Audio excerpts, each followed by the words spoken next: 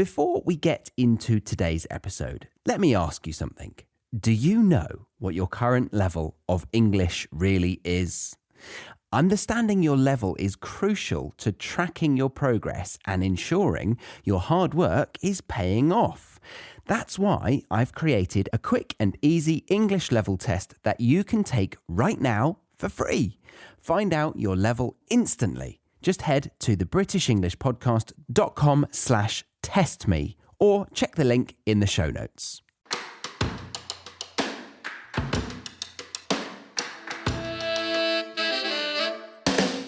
Hello there, and welcome to the final episode in our 3-part mini-series on how to host a Brit for dinner here on the British English Podcast.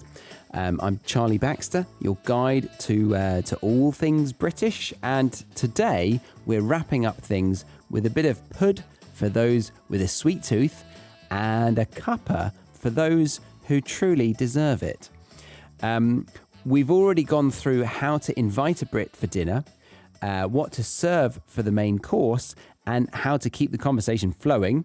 Now it's time to talk about dessert, drinks, and how to master the delicate art of ending the evening on a high note. From what to serve for pudding to why tea might actually be the perfect way to wrap up the night, I'll be sharing all the final touches to ensure your guests leave feeling satisfied and well hosted. So, grab a seat, perhaps a biscuit or two, and let's get into this final chapter on how to host a Brit like a Brit. Have you ever wondered if you're making real progress in your English learning journey? Knowing your level is the key to recognizing your improvements. I have a fantastic tool for you, a free English level test that gives you an instant result. Take a few minutes now to discover your level and continue your learning journey with confidence. Visit thebritishenglishpodcast.com/testme or click the link in the show notes to find out your level of English today. Now, if you remember, the table has just been cleared of the main course. Drinks have perhaps been topped up. And then depending on how well the conversation is flowing, you either bring out the dessert immediately after or you wait a bit and let their stomachs settle. In fact, don't be afraid to ask for the general mood of the room. Obviously, don't ask, are we having fun? Do we prolong this social dance? No, more about how stuffed they feel. So go with, do we want dessert now or in a bit? Or how full we feeling, guys? Ready for dessert yet? Or do we want a bit of a breather before pudding? Something along those lines. Now, if you have dessert options, you could tell them what they are and then just bring them that thing rather than bringing all of them out. But if you want to impress them, then bring them all out and say, "What were you having, darling?" No, don't. Just say, "David, can I tempt you with some crumble or some brownie? Or a bit of everything, maybe?" Yeah, we do like to mix it up. I'd say we're a bit thick with that. We don't really have a good education of how to get the most out of a food. I think most mainland Europeans would be more aware of this. But yeah, Brits these days, I'd say, would just like smash a load of different desserts together and think that that's delicious. Just it's all nice, right? But no, I can understand that that would be a bit of a shock for some. So yeah, we might even be like, "Oh, could I have a bit of everything?" But yeah, no need to go all out. Just one dessert is absolutely fine. You could just have one thing. Do try to have one thing though. We do have a bit of a sweet tooth. It is possible to go to a dinner and somebody's forgotten to get a dessert, but they would announce it. They would, "Oh no, I forgot to get some dessert. I'm really sorry, guys." So they would kind of announce it, which means that in our culture, we expect it to some degree, I'd say. So some typical desserts that we serve each other in a house might be apple crumble, chocolate brownie and cream or vanilla ice cream, sticky toffee pudding, a banoffee pie. In a restaurant, avocado is becoming quite popular now. So just a bit of vanilla ice cream with a shot of espresso on top. Thank you, you Italians, for that delicious dessert. If you want to be more casual, though, you could just get a tub of ice cream. Make it quite like fancy, like not just a tub of basic supermarket vanilla ice cream, like one with like chocolatey bits or like caramel and vanilla, something like that. Now, my grandfather used to bring out the dessert wine at this point or get some port out, but this is way too formal, even for me, and pretentious, especially these days. So maybe you could say like, all right, if the bottle of wine is just about finished, you could say something like, "Oh, do us a favor and finish this, would you?" And you top them up and you're finishing the bottle of wine. And it's kind of like you're playing with the idea that they are doing you a favor as the host by getting rid of the end of the drink. So they don't feel gluttonous, but you have given them more than everyone else. That makes sense? And then make sure the table is just well stocked with tap water or sparkling water. In the UK, we drink tap water. It's generally a good standard. Nothing compared to Danish water. My goodness, I went there last month and every single sip of tap water felt like the best bottled water I've ever had. It was incredible. I couldn't believe how passionate I was about water. But yeah, tap water and sparkling water, if you can be asked, on the table and ready for them to just top up as they wish. Then finally, when you want them to get the hint that the night is drawing to a close, you say, "Can I tempt anyone with a tea or coffee?" Most Brits are savages with coffee and will still accept instant coffee granules like Nescafe as a coffee. Abhorrent behaviour, in my opinion, but I am rather proud of my barista skills nowadays. For tea, we do offer an English breakfast tea even in the evening, but at this time, people typically nowadays are starting to enjoy more herbal options. So if you could offer a peppermint tea, a green tea, and maybe a lemon and ginger tea, then you have covered all corners. So you got a couple of herbals and an English breakfast tea to offer them and a coffee. Hopefully not an instant coffee, but, that's your choice. That's your prerogative. So you do the whole social dance of brewing their drink and enjoying the last parts of the evening, rounding off the conversation. And then if they're not getting the hint, you could bring up the conversation of what time do you need to get up in the morning to someone else.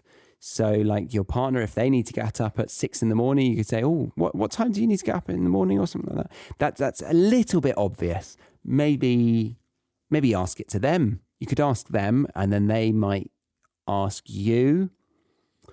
Hopefully they will understand that this is the end. And then in comes the obligatory phrase, "Right, best be off," or "Right, shall we make a move?" And there we go. Oh, you see them to the door. Yes, don't just sit there and let them go. Maybe a hug. Males typically handshake or kind of embrace. And then man to woman, it's like a kiss on the cheek and a hug. And woman to woman, I think it's a kiss on the cheek and a hug. Yeah, that's the general rule. Then you see them to the door, you open the door, you let them go out and wave goodbye, slam the door and say, "We are never doing that again." Or, if you enjoyed it, you could just not say anything. But yeah, job done. You have successfully fed and watered a British person in a British way. Congratulations. One thing I haven't mentioned is topics of conversation that are acceptable and ones that you should avoid. So let's see. Work, studies, projects. I think feel free to take your time with these. Obviously depends on where they are in their life, but we would probably spend a good chunk of time checking in on each person's work, the social politics around the office, maybe if they've recently had some good news at work, maybe allow them to bitch about their boss, explain what their aims are, what their next steps are, those kind of things. If you're getting a sense that they don't enjoy this, then get ready to move on quickly, because not every Brit wants to talk about their work. But generally speaking, I think it is something that we tend to enjoy talking about. The weather is actually one that you can talk about. I know you might find that unbelievable that we genuinely talk about the weather like the stereotype assumes, but it does sort of paint a picture of our mood. Like we might talk about how good the weather has been this summer or how bad it has been. So it helps you understand how their mood is over these couple of months. And we like to talk about good weather because we feel like it's been a gift to us. So we feel really lucky that we've got good weather. And we like the positivity of sharing that feeling. It's like, oh, it's been such good weather recently, hasn't it? Yeah, I've been out in the garden every weekend. It's been brilliant. Oh, we went down the beach the other day. It was terrible because it's a British beach. But yeah, weather is a good one. Food and drink, yeah, talking about the meal being served, favorite dishes, maybe a recipe somebody's tried recently, where they've been, like a good restaurant they've been to. Oh, we went to a really nice restaurant the other day. What was it called, darling? What was it? It was called, it doesn't matter what it was called. Just tell us about the food. But you will do that. You will do that dance of what was it called? We went there on a Wednesday. No, it was a Tuesday, actually. Yes, we went on a Tuesday and I had the green Thai curry and you had, what did you have? Did you have the spring rolls? Yes, I think you had the spring rolls. Oh, they were so good. Oh, it was great. And the service was really nice. So I highly recommend you go there next time you're in town. That kind of conversation. So food and drink, very safe, very good to talk about. Travel and holidays, that's a big one. Going anywhere nice this summer? No, I've actually booked to go somewhere really, really bad. I always find it annoying that we ask that question. Going anywhere nice? Obviously I'm going somewhere nice. Otherwise, in my opinion, I wouldn't bloody book it. But yes, we do say that question. Going anywhere nice? That's quite a hairdresser stereotype. At dinner, we'd probably say, have you got any summer holidays booked? Or have you got any holidays coming up? That kind of thing. So yeah, you can talk about that. It's really probably quite obvious, but if they were to say, oh yeah, I'm going to Turkey next month, if you've had a bad experience in that country, don't put a dampener on their holiday and share that news. Maybe if you're like, oh, careful of the scam at the airport or something like that. But yeah, only really share positive stories back and forth about these kind of things. And obviously aiming for humor whenever you can.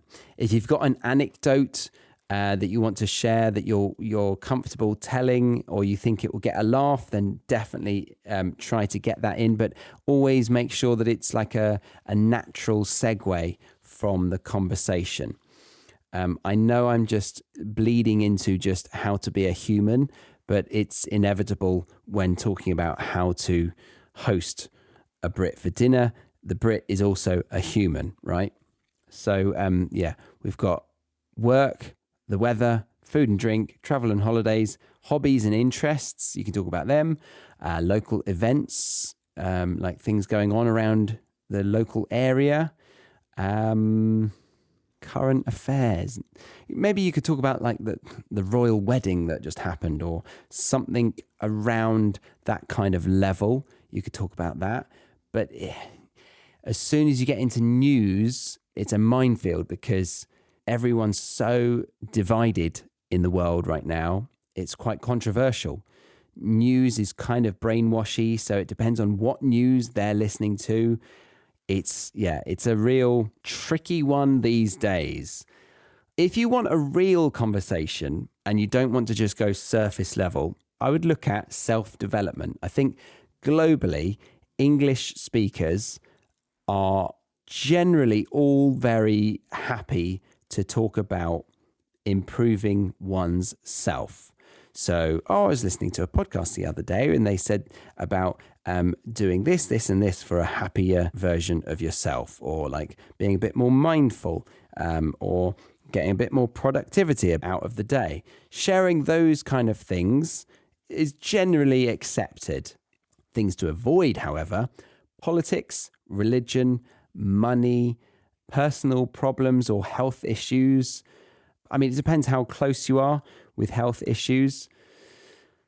Sex and intimate relationships, don't talk about that. And then taboo topics like animal rights, ethical things, extreme views.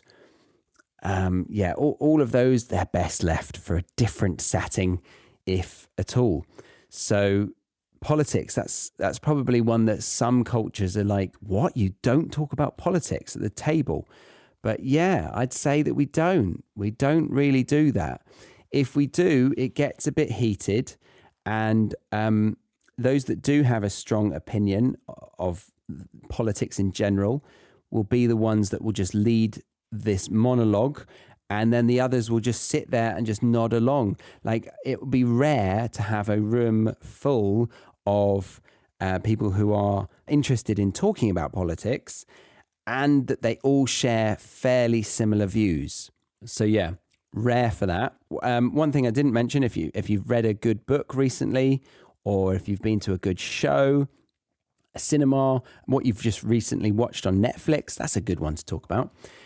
Don't really talk about money. If you've got a promotion, you could say that your wage was increased, but really don't shine the spotlight on that, and don't mention the amount or the percentage or anything like that. The bottom line, I would say, is stick to light, enjoyable topics that foster inclusivity and laughter. But also try to find a way to weave storytelling into it. I think the aim is to get to a topic that someone has an anecdote that can be shared with confidence and has moments of like shock, intrigue, and or laughter. I don't know this, but my guess is that the aim for a French host might be to give them excellent food and drink. An Italian might want a bit more lively conversation with a bit more energy, whereas a British one is, I'd say it's ideally around the laughter. I know everyone likes to laugh, but we really do rejoice in it. So find a way to get them snorting their wine out their nostrils, and you'll have them wanting to come back next weekend, which of course is far too soon. Plus, it's their turn to host and your turn to put your feet up. And last thing, when you're texting saying, do you want to come over? They might ask, can I bring anything? I would encourage you to say, no, just yourself. And if they've been raised right, they will bring a bottle of wine, regardless of being told not to bring anything. Right. That is it. The exhaustive mini-series guide on how to host like a Brit. I hope you enjoyed it, and I would love to hear how similar or dissimilar it was to how you would typically host a dinner for your friends from your country or culture. So feel free to reach out on Instagram at the British English Podcast. All right, thank you for listening to the end of this one. Well done. Remember, if you want the vocabulary with non-native friendly definitions, manually edited transcripts and flashcards, then check out the premium podcast at thebritishenglishpodcast.com. And if you wanted all of that plus a neat 4-step approach to ensure you go from not having understood the language used in today's episode to then being able to use it with confidence in a natural way, then check out the Academy. But if you were here just for the listening practice, then I thank you very much for stopping by, and I look forward to being in your ears next week. My name is Charlie Baxter, and you've been listening to the British English Podcast.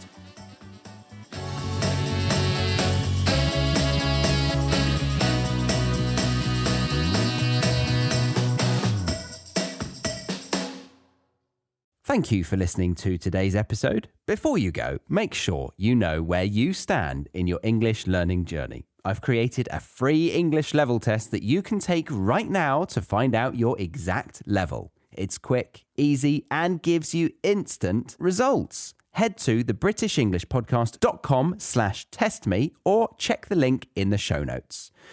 Because tracking your progress helps you stay on track. We can't use track twice, guys. No, let's do that again. Yeah, we don't have time. Oh. All right, we'll just delete this last sentence then.